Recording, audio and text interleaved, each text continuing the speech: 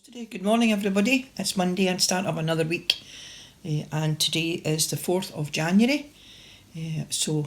Hopefully things will be getting back into some kind of routine after all the events of the Christmas and the New Year period time. I don't know about you, but we still have our Christmas tree up, but our aim is to take it down today. I think we are the last people in our street still to have any Christmas item up at all. Everybody else has taken everything down at the weekend. We probably would have waited till tomorrow or even maybe the next day, but I think if we get it down today, then that is another job that we can tick off as being done. I think a lot of people were clearing up their Christmas things over the weekend.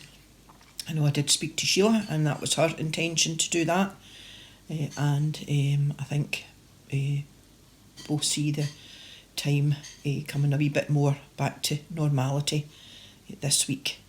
I hope you had a good break over Christmas and New Year, and I hope you managed to at least see some people and enjoy company of others for a wee while, because it's so long since we've really been in MD's company. So we're back to our church services this week: Wednesday 2 o'clock and Sunday 11 o'clock. We are still in Tier 4, or we have been in Tier 4 for a wee while, and Nicola Sturgeon is making a statement in Parliament today, and I do think that she might carry the Tier 4 restrictions on for a wee bit longer, or might make them a wee bit stronger, so we'll just have to wait and see what happens today. But at the minute we are 20 people on Wednesday. I think we're all right for those numbers. So if you're a Wednesday person, just come along to the service on Wednesday, and we will have to take it from there after whatever she says today.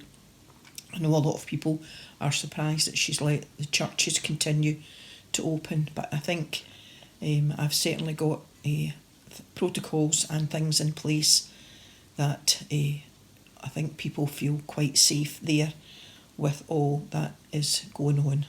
Well, hopefully anyway. So it's the beginning of a new year, and I think that we're going to read some verses from the beginning of the Old Testament. So I'm going to start reading some verses from Genesis for a wee while. So starting at a good place to start. First, Genesis chapter 1 at the first verse. So this is Genesis chapter 1. In the beginning, when God created the universe, the earth was formless and desolate. The raging ocean that covered everything was engulfed in total darkness, and the Spirit of God was moving over the water. Then God commanded, "Let there be light," and light appeared. God was pleased with what he saw. Then he separated the light from the darkness, and he named the light day and the darkness night. Evening passed and morning came. That was the first day. Then God commanded, "Let there be a dome to divide the water and to keep it in two separate places." And it was done. So God made a dome, and it separated the water under it from the water above it. He named the dome Sky. Evening passed and morning came. That was the second day. Then God commanded, "Let the water below the sky come together in one place so that the land will appear." And it was done. He named the land Earth, and the water which had come together he named Sea.